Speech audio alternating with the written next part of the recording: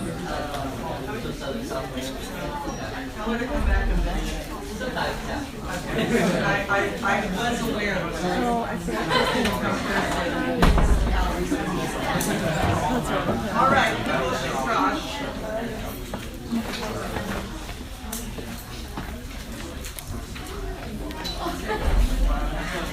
So, hi everybody. Let me first apologize that my body failed me and I really feel terrible. But thank God we have these wonderful GSIs and especially in hours for quality, this is her specialty.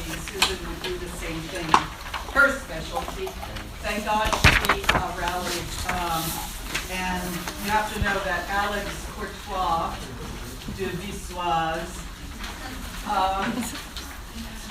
will be one of the best 19th century French professors very soon in some other program that we hope to teach it. So you got a great treat working with her both as a GSI and her helping to try to start continue covering some of the great material we're in. I guess I must really hate sailboats if I got sick exactly when we got to the painting of sailboats. So I apologize. In any case, you've been doing a lot, and you have a lot to do if you've fallen behind, especially because the midterm is next Thursday, a week from today. I hand you the midterm study guide, which narrows down the number of artworks greatly. And I have a review, a PowerPoint I could go through quickly at the end, just to remind you. I think you could look at this list and come up with good comparisons. That's a really good way to study. Is that she's going to have to show us blanky blanks. Okay, and if she does, it's probably going to be against one of these blanky blanks. So, it's sort of a card game. Look at this and think about the good questions posed by them, by these particular artworks. Know that I'm serious and I put it in bigger font. Read the handouts. The handouts give you those primary statements, right, that are so important. That's Kurtzeff, Baudelaire, Mallarmé, Ranti, etc. And they also give you summations of secondary articles. Remember that I do that? They also give you timelines, information. Go back to your handouts and make sure you know why I offered sometimes arguments on the handouts that we didn't fully discuss, but it's letting you know I think it's an important part of the reading. Okay? So you have to have done the reading because the questions will ask you to address it, and your job is to prove you have read the material. It can be in 3 sentences that you convey to us that you don't just know what happened in lectures and in sections, but that you actually read that confusing article that you hated. Okay?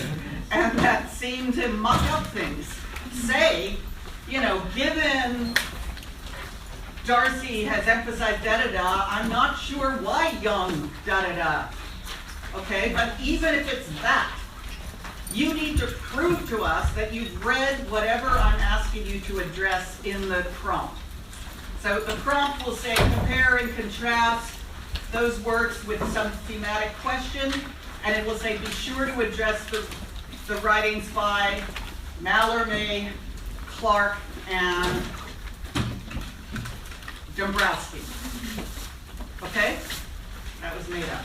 I would compare those actually. Okay, but I am going to say that, so you've got to have, this is part of being a smart student, is that you should have an index card level set of bullet points for every reading. You know what I'm saying?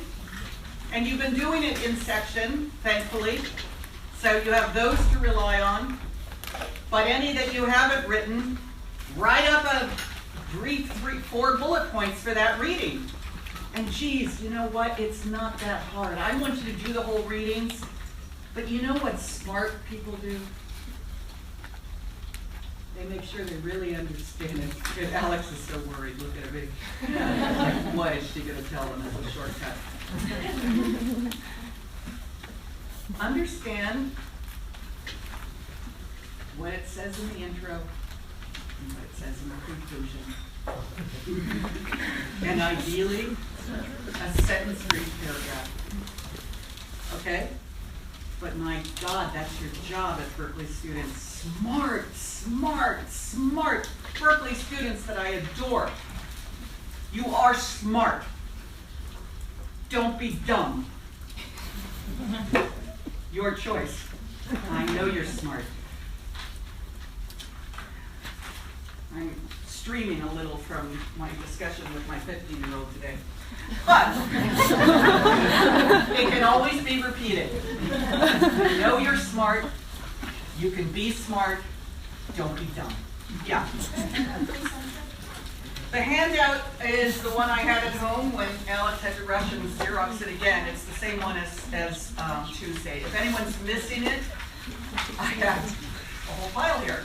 Do you know what I'm talking about? What's today? Today is Thursday. Yeah, Tuesday. So it's the one that says Impressionism, late 1860s painting has the Mallarmé and Durante on it. Again, raise your hands if you don't have it. Susan, Alex, could you just pass them out to the few people who weren't here or don't have their binders organized? And Susan, could you turn the lights down? All right, so Alex talked to you about plein air painting, right? She talked to you about landscape and Tim Clark's particular reading of the landscapists in the suburbs, right? Beginning, as you know from the handout, I give you that quote by Monet on this handout saying, you know, we're going to just do some sketches, Renoir and I. They're going to be bad sketches, remember? And sure enough, that is what they did.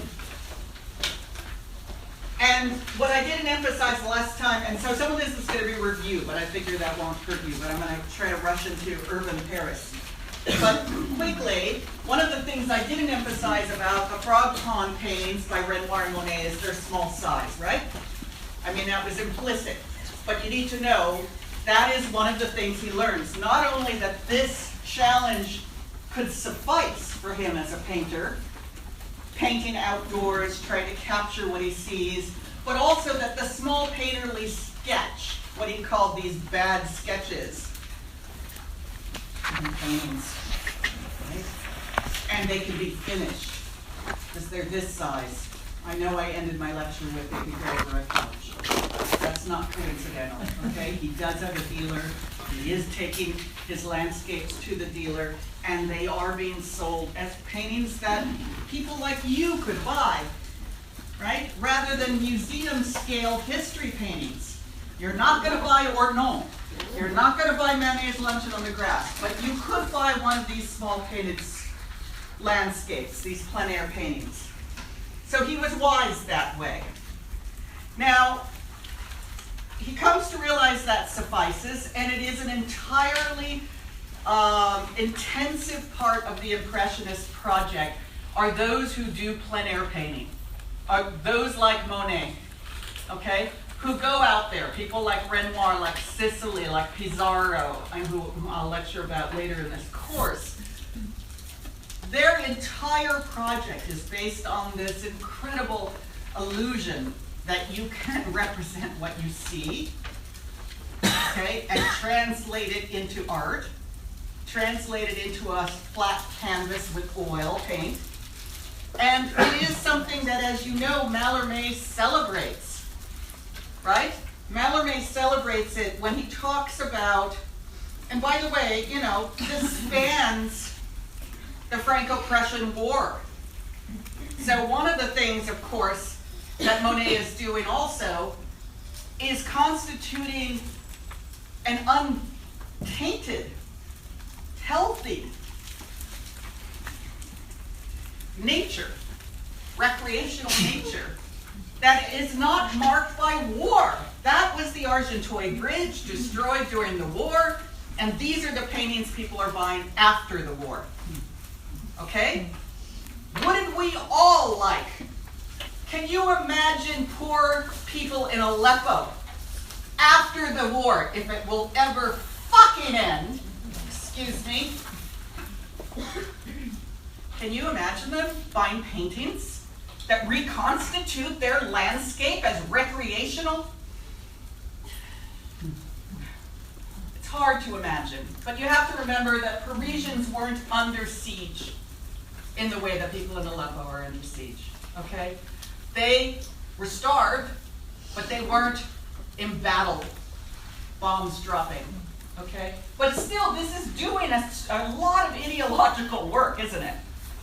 A lot of ideological work to constitute nature as a site of recreation and pleasure after it had been the site of territory and military battles and occupation. Okay. God, what a fantasy is this? How much I adore it. It makes me breathe. Oh, don't we need this? But what an illusion, right? An illusion that is not troubled by the fact that we have fantasies about going out to the suburbs and recreating, right? But we may not like the people who go out there with us. This makes them diminutive enough. I don't mind passing them. They're far away. Landscape is not crowded. It's beatific. It's beautifully lit. It has the climate of Northern California, us lucky people. Right? So conflict is something that again and again Monet tries to suppress, as opposed to our Manet's appetite for it. Interest in tension, interest in conflict, interest in politics. Monet is giving us a very Bay Area hedonism. Okay? Chez Panisse and then down to the bay for a sail. Isn't that how we all live here? Yeah, I think it's funny too. All right. Now, I want you to take seriously the Mallarmé quote. I want you to take seriously this notion of cropping as a pleasure. I think of the regatta. We'll do I actually think the program is this. You know Mallarmé now, right? You know that he acts as though, and notice that both Baudelaire and Mallarmé talk about painting as if it's looking. Okay? Not as if it's making something in the studio, not as if it's material, but instead it's a habitual way of looking. And notice the kinds of values built into that looking. Improvisational, free, mobile. This is not about being constrained. This is about the notion that what looking involves is a kind of incredible pleasure and freedom. As we move through the world, crop it. Right? Okay, so I want that incredible sense of a constitution of a kind of ideal bourgeois subject or even elite subject. And remember, it was masculine. But that notion of looking at the world and enjoying what you now do with your iPhones, just cropping it and just moving through space, right? How are you, Maggie? Good. Oh, you're Maggie. Yeah. How are you? I'm good. What's your name? Kelsey. Kelsey. I'm glad you're both well. Okay. Oh, I love my mobility. I love my freedom.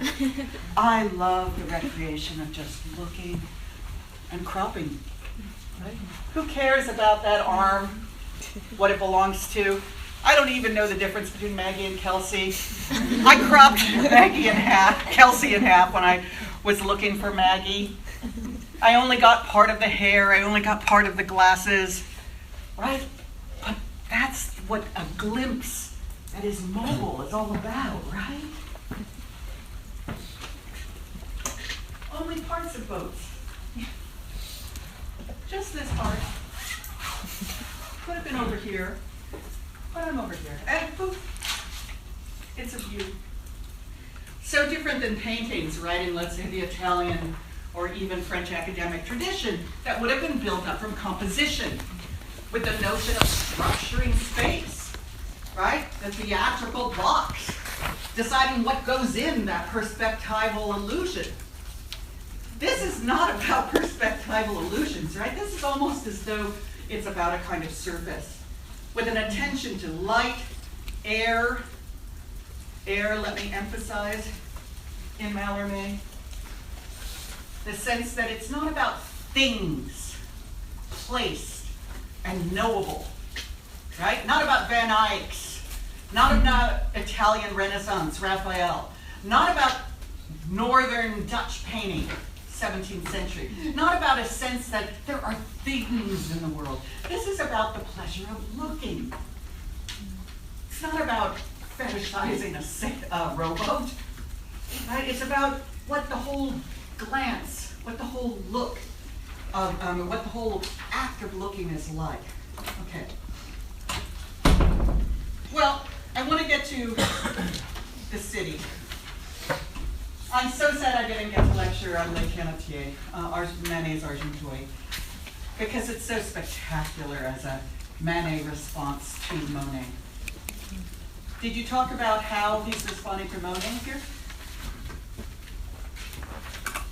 What has he learned from Monet, our Manet hero? Fast, we don't have time. Go, James. James? Yeah, that's what I thought you were. Go. What is different about this Manet from earlier Manets that has anything to do with Monet? He doesn't really have like the outlines like he had before, where he's kind of like almost illustrated people. Very like open brushwork. Yeah. The sense that's perfect though. The sense that it isn't based on a drawing and edges. Even if Olympia's hair is like two places, we have a sense of the outer edge of her neck, her cheek, and then the hair. Here instead, the brushwork is much more open, a la the Impressionist plein air painters like Monet, meaning this kind of stuff. Oh, you never saw Manet doing this. What did Manet used to do? God, I don't know if I'm ruining these screens. Manet used to do this. Done. Done. Right? He could simplify with whole areas of flat color. Now he's doing some of that. Oh, let me look at ripples. I like these better, don't they? Stay still. I'm not that great at ripples. It turns out. What else has he learned from Monet? Ferris? Yeah, there's like a landscape or like a horizon line in the background. Yeah, hey, we're outdoors, and we haven't been outdoors in a way that convinced us he was looking at nature, either in Luncheon on the Grass of 1863 or Execution of Maximilian. They felt pretty constructed spaces, somewhat studio-like spaces. This is pretending to be a plein air painter at some level. He's out at Argenteuil, okay? He's describing the world out there, purportedly. Yeah, Jeremy. Throws in some modernity and technology in a way that he hadn't before. Yeah, and when you're out there, purportedly, pretending to be, I'm sure this is a studio painting, you're starting to observe things that are happening to the landscape, including the question of the smokestack. But so typical of Manet, he makes a joke about it. What's the joke?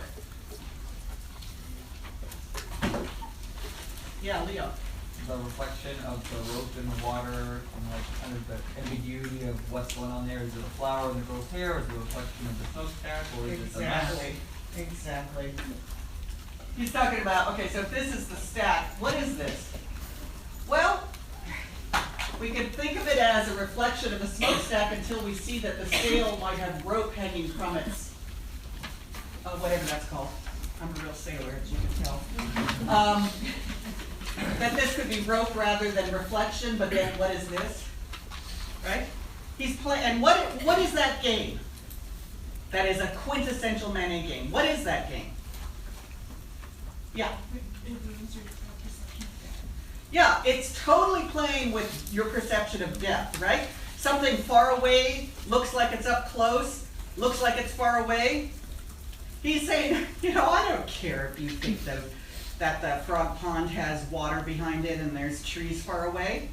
This is like a set of surface patterns that I like to play with because I embrace and acknowledge that painting is one hell of a flat activity on a surface.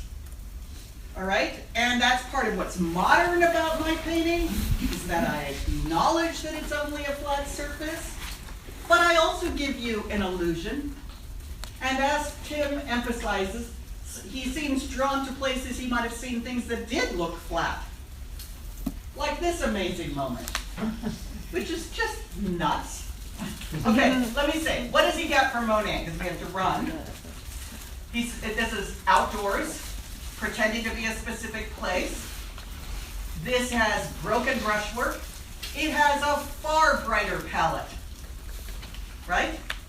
This is all of a sudden like, hey, I can buy that blue too. And I'll just squeeze it on.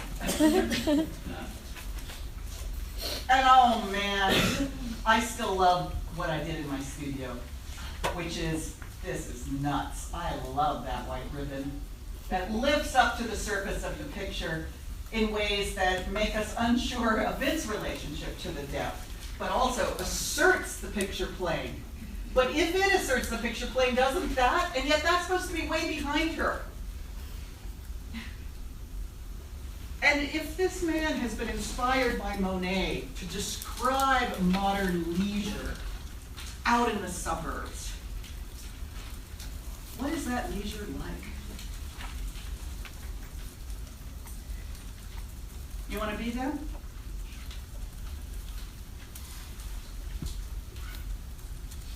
Kelsey? I don't particularly want to be her. She doesn't look like she's No enjoying woman wants to be herself. her. No woman wants to be her. I call this the bad gate painting. She's unhappy. At least she's not in love. Right? She's supposed to be recreating, but her look compared to Victorine Meurent in Olympia, or Déjeuner, or in the portrait of Victorine Meurent, she was so level-gazed. Now we've got a lady who's a little muffled, right? A little muffled and hard to read. With, this kind of potato guy. I don't know, this doesn't look like fun to me. And compare it to Monet's Argenteuil Basin, that one that I showed you earlier. This one. That could be a great date. That might be what you want. I want to walk in the afternoon with the person I like. Manet goes, yeah, you want to know what the person you're out there with might be like? Okay, that's psychological presence. That question of social human relations. That sense that Manet will never leave behind the awkwardness of people to people, person to person. While Monet is just giving us the fantasy that we could have fun out there. Well, that leads me to this long quote by Tim that I didn't have time to create as a handout. I can't remember if it's on one of our handouts. But this is crucial, so I'm going to go through it with you. It's on pages 23 to 24, so you can mark that down.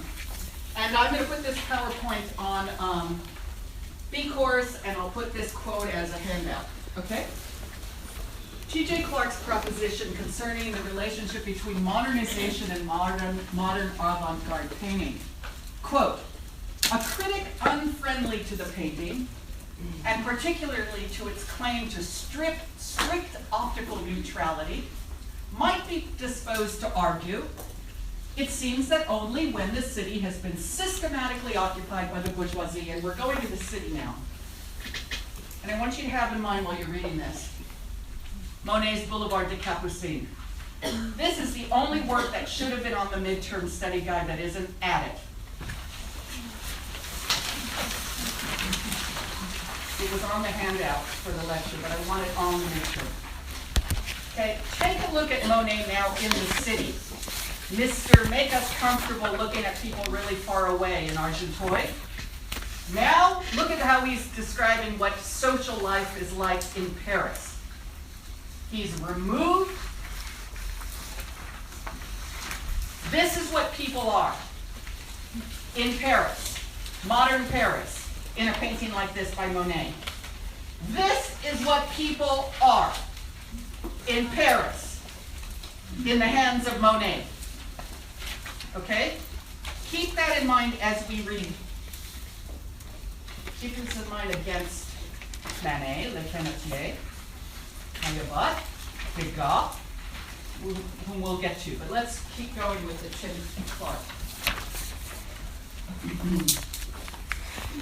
Okay, a critic unfriendly to the painting, and particularly to its claim to strict optical neutrality, might be disposed to argue, it seems that only when the city has been systematically occupied by the bourgeoisie and made quite ruthlessly to represent the class's rule, can it be taken by painters to be an appropriate and purely visual subject. Only when the bourgeoisie takes claim of the city and turns it into, write this down,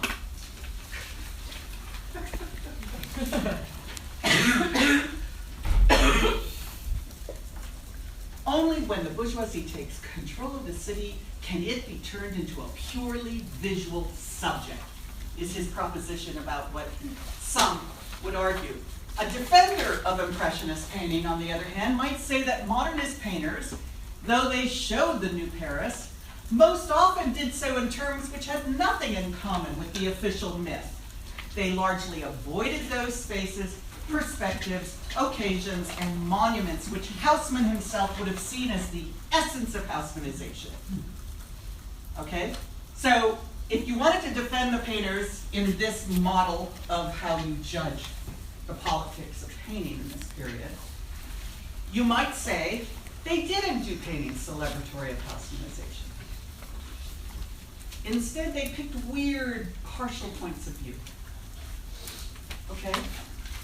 Or you could say they are sleazebags. And they turn Haussmannization into a visual spectacle in ways that are entirely complicit with the myth of Haussmannization. Okay, so they largely avoided those monuments. In the 1860s and 70s, what seemed to impress the new painting was the city's, write this down, city's arbitrary and unfinished character. Okay? Do you see the two models there?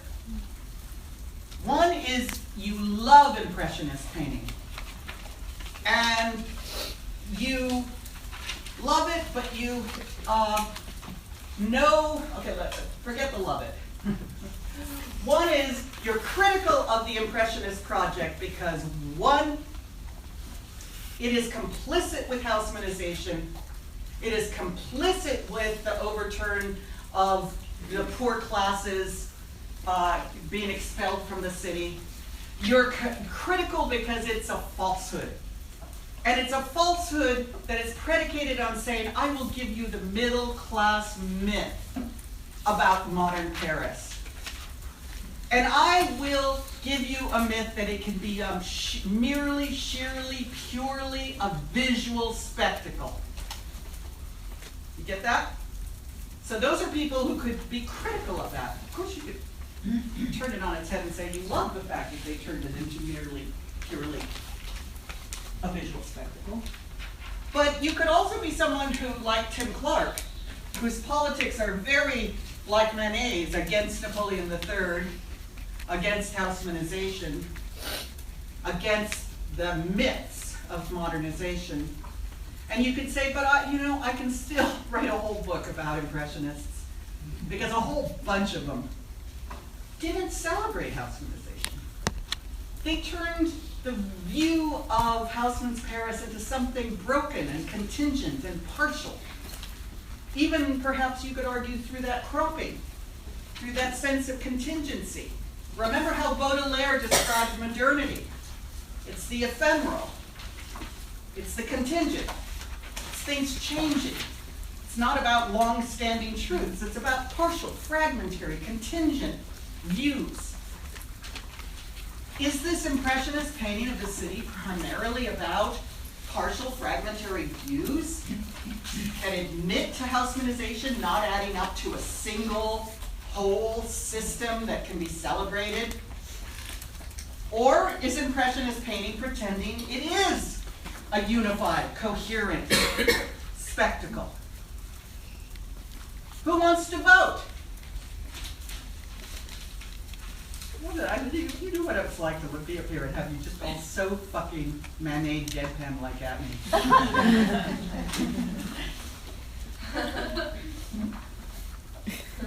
Bad class, bad date. Help me.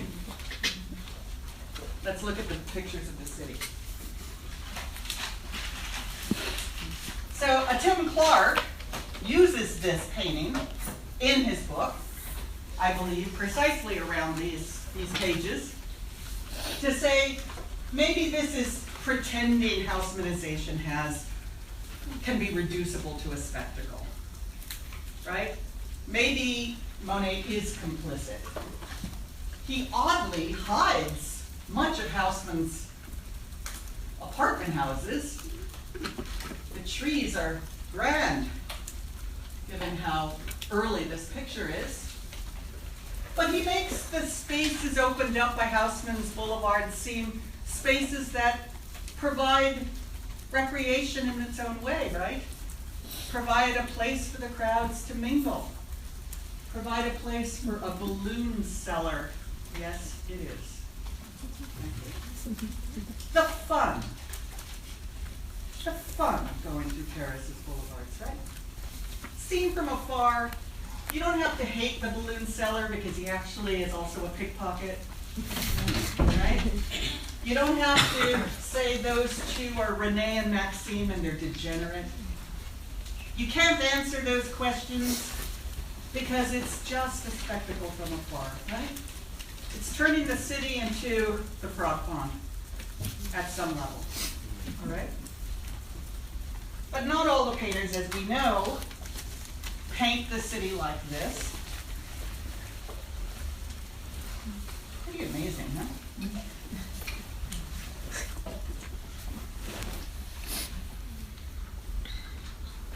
Here we have Degas, Place de la Concorde.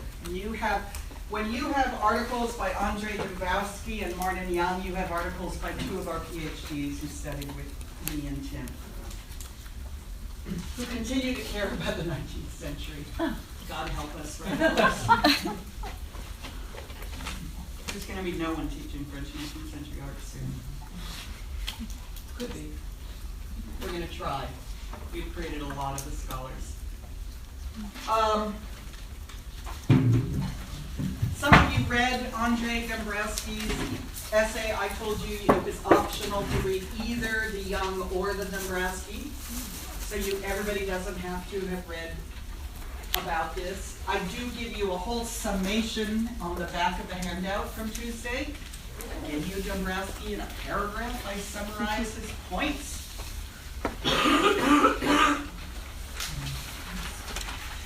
Did you know that? Did you know this?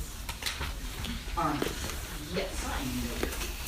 Okay, so the question would become if these are very different kinds of painting in relationship to Haussmanization or similar. We could say both of them pretend to be about the moment. Both of them pretend to be about the kind of visual spectacle of Paris, of looking. Both of them would be seen as modern painting, for sure, right? Both of them could be seen as arbitrarily cropped. Look at these guys on the balcony here. Did you notice them? They're standing on a balcony.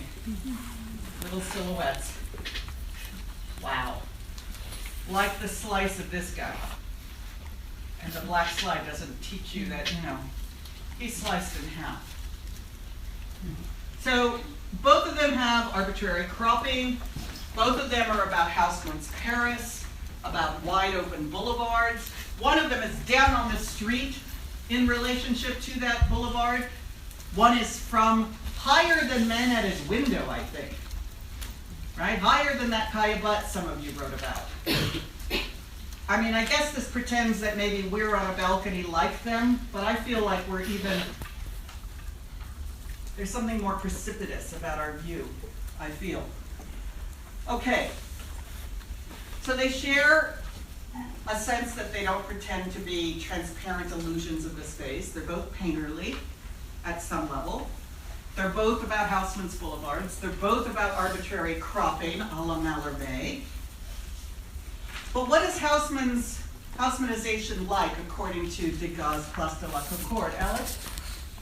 Before you ask that specifically, Yeah. I was just going to say that they both represent like a reimagining of Paris. Of Paris? Just like the intentional like distance created between Paris's like recent past and the like moment. Yeah, I agree. There's a question of the history. To what extent does either picture admit to a longer history of Paris than this moment of looking, right? Dombrowski makes the case that Degas' painting is fully in dialogue with the history of Paris, but not celebratory or stabilizing of it. What's Dombrowski's point for someone who wrote it up? Chase. That there are so many political factions in Paris, and this is kind of like looking at the grab bag of all the political factions and being like, well, it's kind of blind leading the blind here. Kind of blind leading blind. What compositionally does Andre draw our attention to? Leo and then Alec and then the women. The top Yeah. half covering the statue of Strasbourg, Absolutely. And why does the statue of Strasbourg matter? because it was the city annexed by Germany on the border of. So this, Andre teaches us, has a Franco-Prussian war history built into it, okay? You need to know that. So when we're so this painting would be a really good test case against Tim Clark's argument, right? Is this a painting that is refusing to offer? Remember, one of the words Tim used way in advance of Andre formulating this argument is that it doesn't show us the monuments. That Impressionist painting can be valued because it isn't celebratory of the government's self-imaging, right? And of the history that is trying to be dominant in the period. That it rather shows this really contingent moment when that history is wiped out. And how is it wiped out? So quintessentially late 19th century French painting, the way it's wiped out. He could have just cropped it over here, shown the family at the center. No, he likes that weird celebration of our mobility and our movement, and what happens arbitrarily with overlaps. It's an overlap. That's all it is. It's an overlap of a man walking one way, and he likes that sense that it's of a moment, it's about a visual field, it's about what we don't see, just because looking always entails shifting things, overlapping in various ways.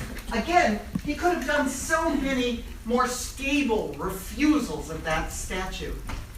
He could have picked another monument that would block it forever if he stood in the place of the picture. But the place we stand in this picture will reveal that statue to us in a moment. If paintings changed, right? They don't. But it's like a tease. Here is that history. Here is our modernity. Our modernity wipes it out by just a momentary glance, because that's what we're interested in. And whenever I teach this painting, I want to emphasize how much of it is empty. Okay? Monet has some emptiness, but not as much here. This should make you think of the Marville after pictures of Haussmannization. That sense of celebrating the modern city that has open spaces in which you can move, right? And a sense that people move in fairly independent ways. Indeed, this father has no interest in or concern about the fact that his daughters move the opposite way that he's moving. They're going to go down to this part of the park, and he's going to go to the Bourse. Right? What kind of shitty dad is he? Bourgeois, cigar-smoking, umbrella-toting, intersecting in a kind of violence with his little daughter's hat. And they and the dog, I don't know, where will they end up, the mother wonders.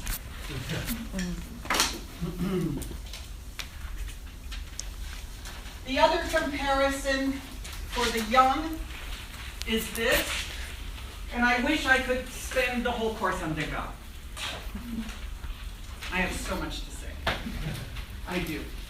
Because my work is on Degas, New Orleans, and this is from his visit to New Orleans. I'm writing about it right now. But in any case, let's make it simple. This is the cotton exchange of his family in New Orleans. This is American business. And Young, who read the Young? Tell me, Maggie. Is that right? Yeah. Yeah, you raised your hand. What does Young argue? They talk about how he's like, he just kind of shows that like the moment in this cotton exchange, like what's happening, and Okay, that's the cotton exchange. Tell me about the Bourse. They talk about the site specificity of the Bourse, like knowing where it is, but then the kind of hesitation of like where and what's happening, and like the exchange between that note and then the stockbrokers at the time, and like that kind of dealing and shady business. Shady business. Okay. So he talks about the cotton exchange in the United States being a kind of well-lit open space that is kind of architecturally demarcated, where different people occupy different positions in that space doing work, although his brother typically isn't, and his grandfather. The whole thing is going to go bankrupt very soon. But Degas is celebrating it at this moment, as opposed to the stock exchange.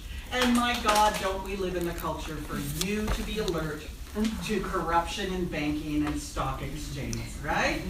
The notion that there's something furtive, secretive going on here, some passing on of a tip or not. How to read this picture. Now, Marnin goes through a great deal of very careful prizing apart of the picture to talk about the ways in which, for one thing, traditionally, investment was stable, okay? You had a certain amount of capital and you could live on it. As he points out, all the novels of Jane Austen or Balzac, if you have a certain amount of capital, the woman knows she's going to be able to have that much per year the rest of her life.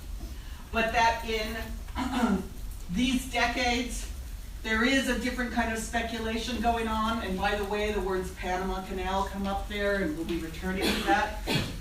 There is a kind of sense of quick speculation that's more akin to what we know about, that potentially loses people a lot of money. One of the people who loses a lot of money is Paul Gauguin. All right? So he talks about this painting as possibly combining a sense of a stability of the old capitalist system and the instability of a furtive kind of speculation.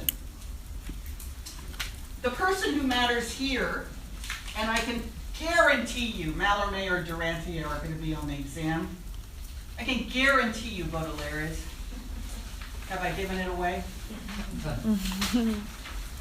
So let's talk about Durante here. I don't believe you've got to Durante, Alex. So like Mallarmé, we have another first French art critic here. Mallarmé, the poet, Durante associated with the movement called realism that we were introduced to with Courbet. The new painting, he writes in 1876, he says, a back should reveal temperament, it's the bottom of the page of the handout from Tuesday. A back should reveal temperament, age, and social position. A pair of hands should reveal the magistrate or the merchant, and a gesture should reveal an entire range of feelings, misspelled. Physiognomy will tell us with certainty that one man is dry, orderly, and meticulous, while another is the epitome of carelessness and disorder. Attitude will reveal to us whether a person is going to a business meeting. God, wrong spelling. They're not a business meeting, right? Meeting. This is my typing. Or returning from a tryst. Zola. This painting should make you think Zola in general, right? The horse. Hands kept in a pocket can be eloquent. Okay, a man opens, and this is key. A man opens a door, he enters, and that is enough. We see that he has lost his daughter. Hands kept in a pocket can be eloquent. In actuality, a person never appears. And then he goes on to the background. That the background always tells us a lot about the people. This is very different than Mallarmé. And the fact that Mallarmé is a poet associated with symbolism, and Durante is of a different an earlier generation that very much believed in realism. Durante believes in realism and thus embraces Degas, not Monet. Can you tell me why he embraces Degas, not Monet? Well, obviously, he shows people up close, and he seems to characterize them very economically, very efficiently.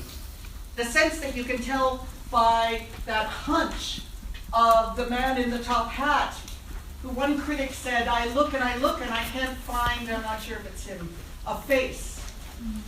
Okay? The sense that a man just walks in the door and you know who he is. You know he lost his daughter. That is a remarkable belief in the legibility of bodies. Right? That I could go down this row and say, Mom is doing well, had a fight with her brother, needs to change roommates. Okay? As if I could do that, just by looking at them. This is a kind of fantasy that is not really the nature of modern Paris, but a goal, and a goal that Degas shares at some level. Degas is trying to imagine that very economically you can describe social conditions, professional roles, character. Who is the upstanding man there? Who is the corrupt man there? He pretends that maybe you can read that, even as you probably could not. And when we get to Caillebotte, we see someone who is making art more akin to Durante. Okay? With the sense that by that description of the man in the smock, you know his class, you know the kind of work he might be doing, you know he's taking a break, you might supposedly be able to tell whether he's hardworking and industrious or not. Caillebotte is playing with those signals of the Degas. I don't think he fully wraps it up, thank God. And that's why the paintings are interesting. I think you hope that, okay, his back tells me older working class guy, I think he's decent. But my God, what do we think of those two? I don't know that we're sure. Are they both sleaze? Are they both virtuous? Do they know one another? Right? Those are the questions posed by the picture, and I think he doesn't resolve it. Okay?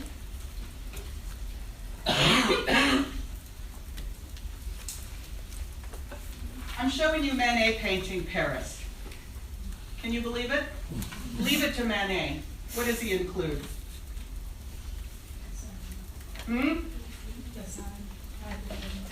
A sign advertising something? Yeah.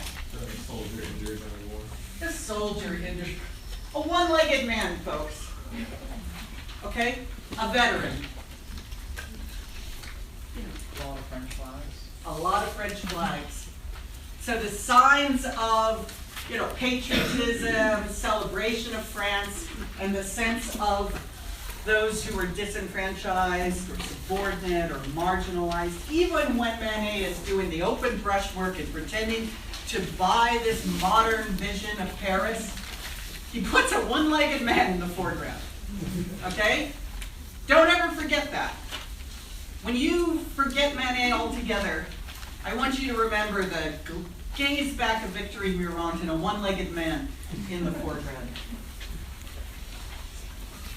And Manet, this is typical, Manet will show us unfinished Paris, workers laying down cobblestone, different classes coexisting, the sense that the illusion is in the process of being made, Haussmannization.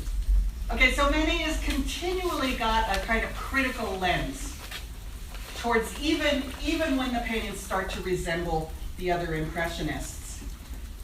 And then, of course, Caillebot's Rainy Day. We talked about it briefly, right? Did I? Very briefly? When I introduced you to your paper topic, probably? Yeah. Haussmannization, emptiness, cropping, classes, can you read their character? A certain sense of it being atomistic. This isn't as celebratory as Monet's Boulevard des Capucines. Do you see that? Boulevard des Capucines from above, and it's as though the paint strokes themselves describe the liveliness along with the balloon seller. Okay, Monet, balloon seller, Manet, one-legged man. Caillebot, well, isolated in the rain, in the gray. The umbrellas only underscore the kind of units rather than collectivity. Monet's painting Boulevard des Capucines sort of implies we're all together on the street. Here it's what the street looks like from down below, right? And the sense of what it would be like to try to find your way down that sidewalk.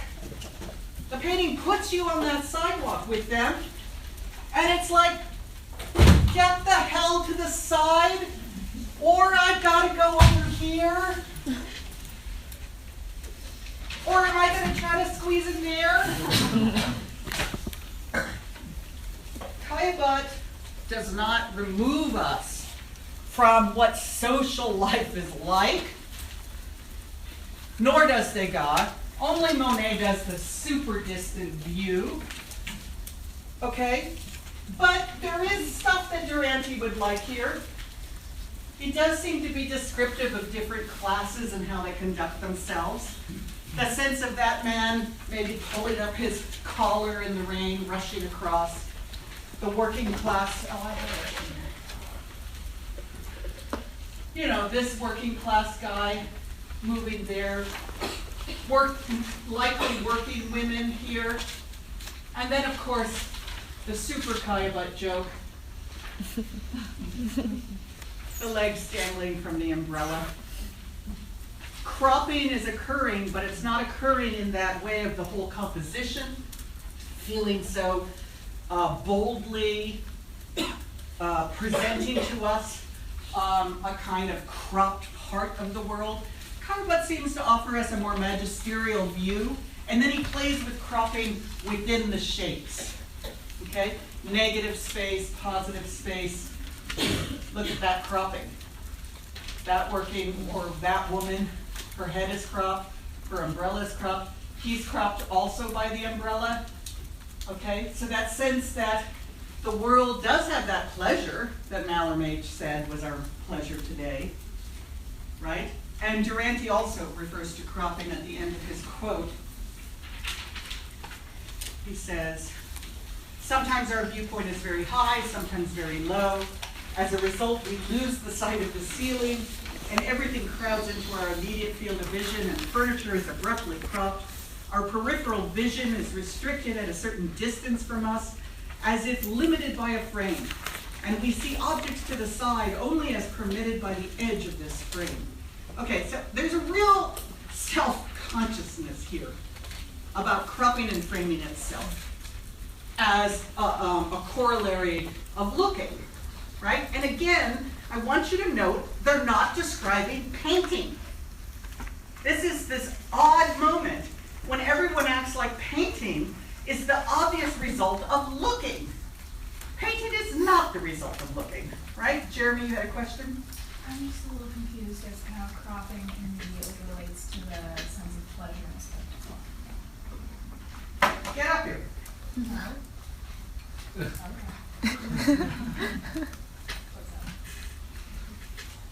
Do it. Starting with you have a triangular painting. What's up?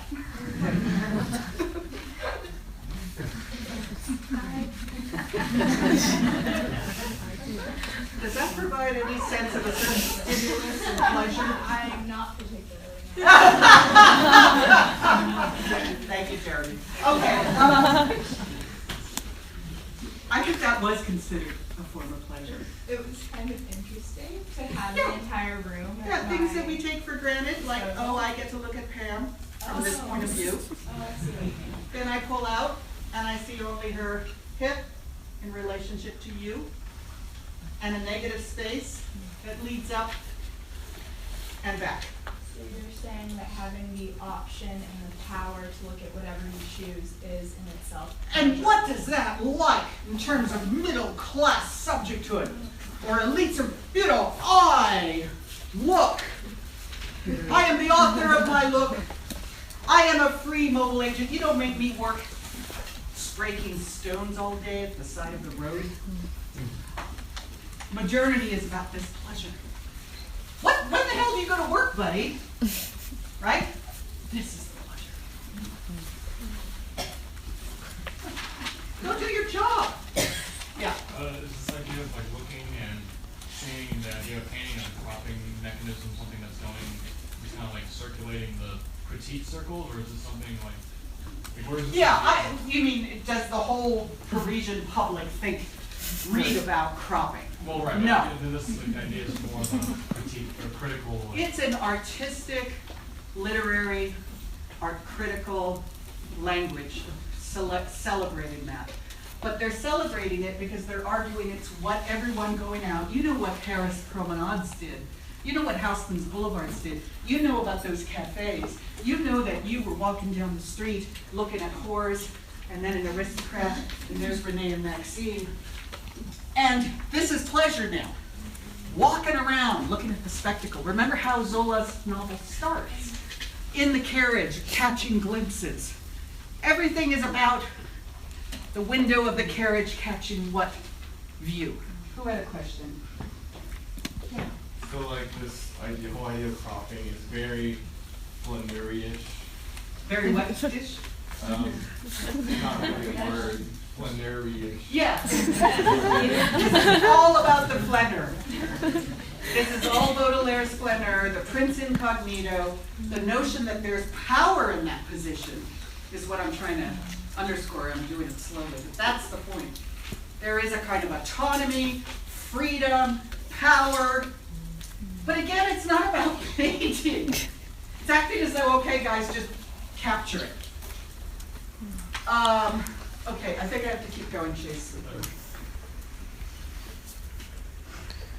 So, housemanization, bear it in mind. I'm going to show you some more of the Kaya Butts. Just fantastic, this moment. Which, remember, is also about temporality. It's not just about cropping, it's about cropping at that moment. 5 seconds later, and she'd be over here and he'd be over there, right? It's acting as though this big history-type painting, because it's big and monumental and finished, acting as though it's capturing a moment just as much as a quick frog pond ripple, right? And yet, of course, Kaya Butt, oh my God, he worked for it. My favorite. Really good, huh? All of this is Kaya Butt studies, okay, to build up Rainy Day, sometimes tracing photographs. His painting is constituted slowly. And remember that vis-a-vis Monet's Luncheon on the Grass, or Manet's execution of Maximilian. This question of trying to pretend to capturing a quick moment in a long process. And how much you're hiding that process if you pretend, oh, we just caught him then. Yeah, over 3 months' time, right? And gridding and shifting drawings to canvases. Now this is what makes Caillebotte aberrant among the Impressionists, okay? Monet does not do preparatory drawings, hardly ever. Manet, not very many preparatory drawings, hardly ever. Degas, no preparatory drawings. He loves to draw, but he does it, turns them right into prints and paintings. Okay? This is not about an artistic practice based on those studies that history painting was. But Caillebotte is doing that, and that's why Tim Clark thinks he's a lousy painter. Right? Because he's not cutting edge. Right? He hasn't like overturned all of these old conventions. He's like laborious, he's hardworking, he's plodding, according to that model. I think he's terrific, but he is terrific as a plotter. And I'm saying P-L-O-D-D-E-R, but P-L-O-T-T-E-R works too, if that's how either is spelled.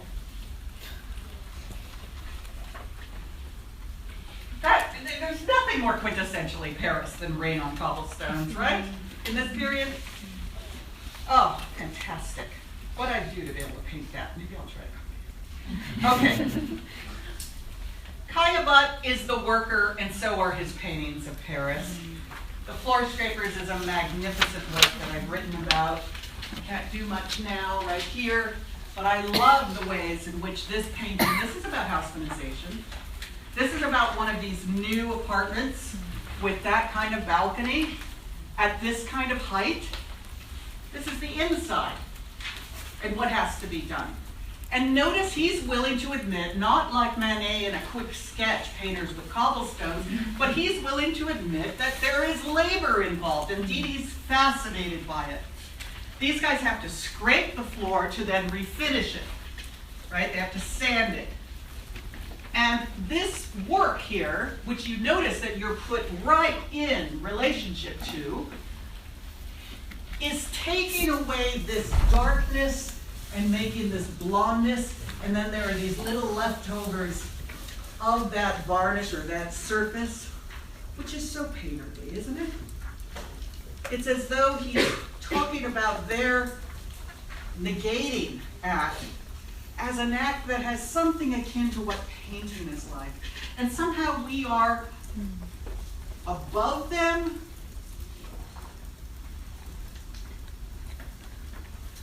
looking down on them, perhaps as the owners of the apartment, right? And there's this, so the whole painting would have to be considered a meditation on time, how time is affected by labor. Because remember that act Jeremy and I just did? The spectacle of looking and dropping. Remember that? That is not the temporality of sanding a floor with a hand tool, right? Totally different kinds of time. The time of the look, the time of the movement versus I am here until it's scraped. Okay? So he seems self-conscious about it and interested in it.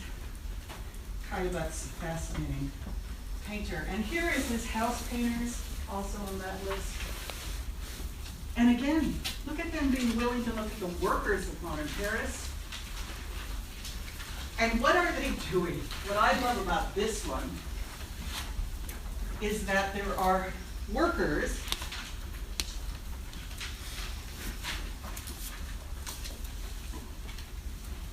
the worker down below and the worker up above. And what are they doing? They're painting a sign. And what does that involve? Visual discrimination up close and visual discrimination from afar. Do you see that? So that he could say, no, they're beginning to move up. Bring them down.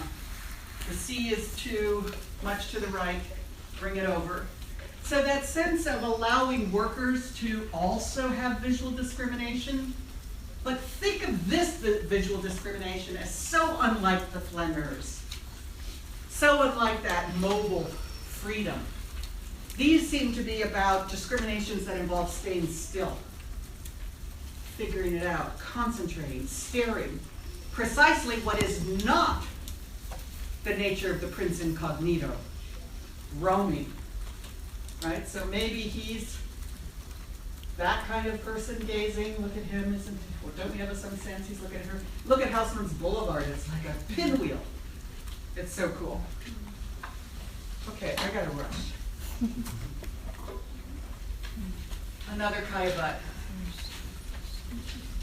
He loves Houseman's Ferret.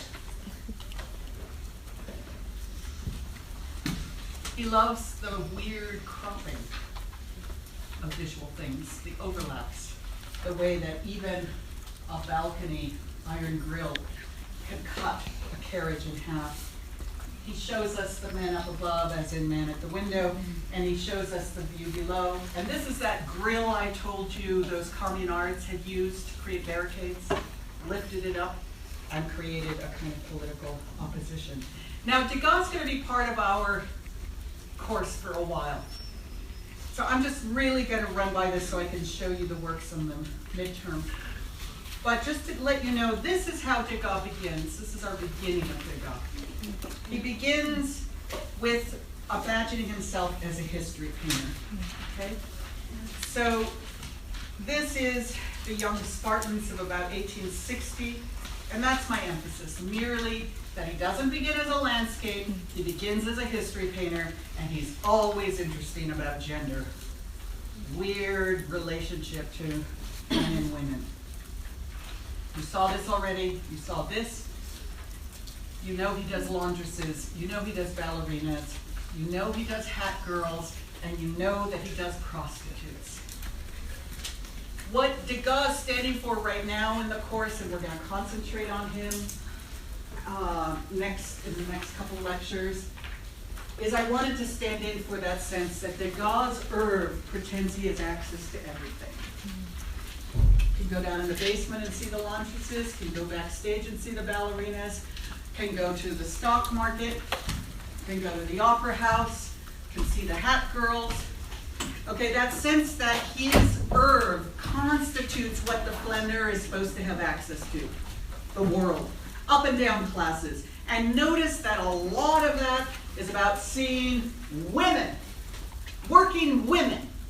So when we think of Degas as describing spectacle and recreation, we need to know he's describing women's work. Okay? For the women, it's a space of work. For Degas, it's part of the spectacle of modernity. Just terrific. And finally, let me just make sure you remember, I think Tim uses this painting to say there are pictures of prostitutes in France. That's not Olympia. Okay? Olympia pretends to be a nude / courtesan, but seems to conjure prostitution, right? But when people want to paint prostitutes, they paint them as lower class women doing gestures that are legible. Durante would be happy with this back of this furtive customer or promenade, and these working class women purposely described as vulgar and so on, doing gestures that make them seem lower class prostitutes. Okay? All right. I'm going to go through the midterm review.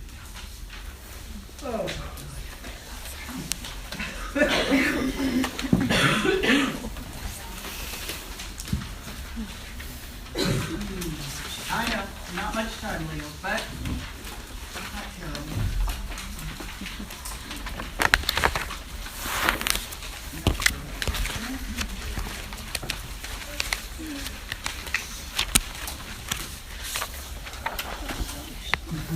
There you are. And I'm just going to show you the works, okay? And it'll be posted on B-Course, so relax, breathe.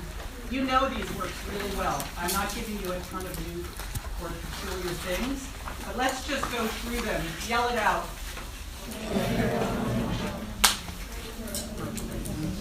Birth of Venus by whom? Yeah, you're reading your list, right? Fouguereau, Birth of Venus, and who, of course? Huh? Yeah, Victorine Mirpont, and the painter is?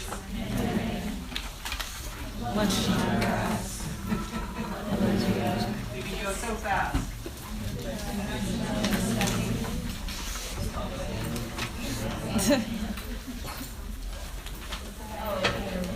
Oh yeah! What happened? What is this? Mayonnaise, the barricade about what? The commune. Don't forget that happened. I went through some trouble to get you to know it. Bad date. Manet frontality. Women looking back.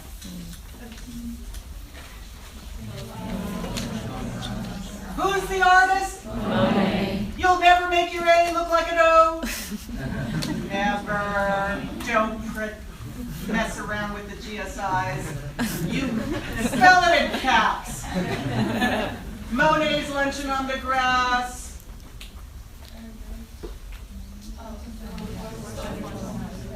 Yeah. Really groovy. One of the best. What did he do?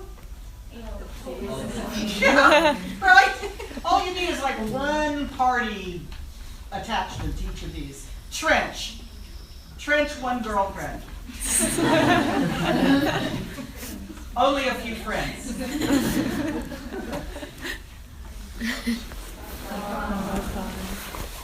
You know that stuff. The one I've added, you've all added it. Maybe people who didn't come today, maybe I won't tell them. Well, that's not nice. Just reminding you of the Franco-Prussian War. You know that some of these are on the list to remind you of things like that. I am not going to give you this by itself. Right? I'm just trying to help flag for you that you've got to know these contexts. You do. You need to know when the empire falls, whether the paintings during the Second Empire or after. You need to know this, babe. Countess de Castiglione. How many of you wrote on her? So like a third. How many of you wrote Man at the Window? Well, you're pretty divided up. And Déjeuner? Wow. And then about 12 of you didn't read anything. According to the heads. Okay? You don't need to know the titles. Okay, although feet is pretty easy. I didn't put these on the list, but sure as hell better know they existed as a comparison. No, I don't care about the artists. I don't care about the titles. But you better know that Canova exists as a foil, or these exist as foils, so that you know what's particular about the Carpeaux.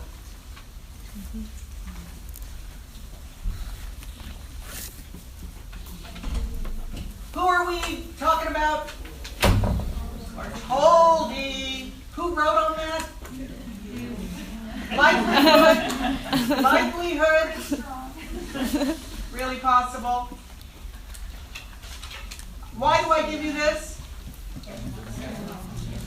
Colossal and technology and engineering.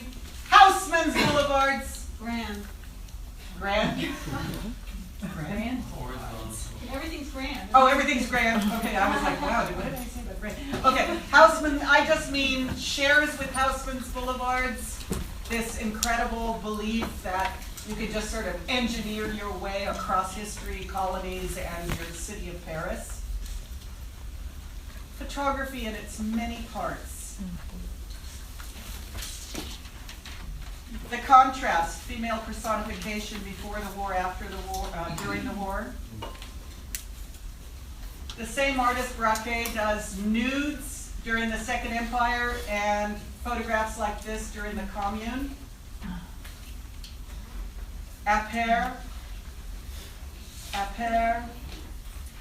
photo collages You might remember that the execution of Maximilian also produced some photo collages, because photography is not really good at events, okay?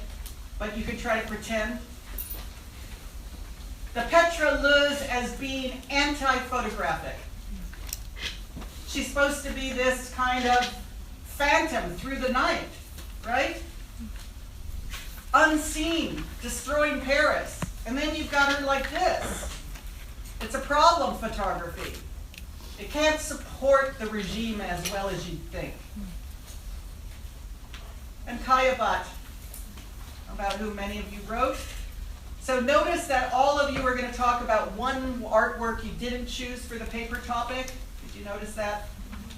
So I will put two up and say, you know, some of you will be lucky and have talked about neither.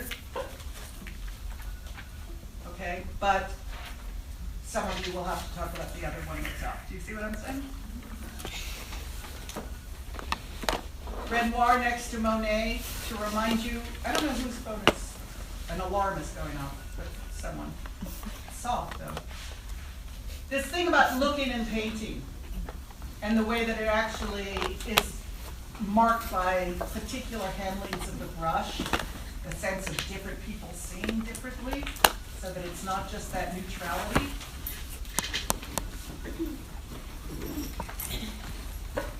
Why would I put Renoir's Loge on the exam? And don't say because it's the only painting you like. Looking, the gaze. So you've got Mallarmé on the gaze, you've got Durante on cropping in the gaze, you've got Baudelaire on the Prince Incognito moving around, and you've got them meditating. Somebody have it? Turning off their alarm? It's me. Okay, here we go. I'm so sorry. It's happening. It must mean the class is over. Yeah. No. Lots of people on the gaze, whether in artwork or in the criticism. So you can imagine that's likely to appear somehow. You've got Manet's returned gaze. You've got Countess de Castiglione turning herself into the object, but also doing that amazing picture of looking through the viewing lens. You've got this. Okay, so looking should be one of your themes. Temporality should be one of your themes. Spatial cropping is one of your themes. Haussmannization, of course. And urban painting. And that's it. Look at what I call terms. Make sure you know what the Franco-Prussian War is, the Second Empire, and the Commune, etc. You'll do great. I will see you later.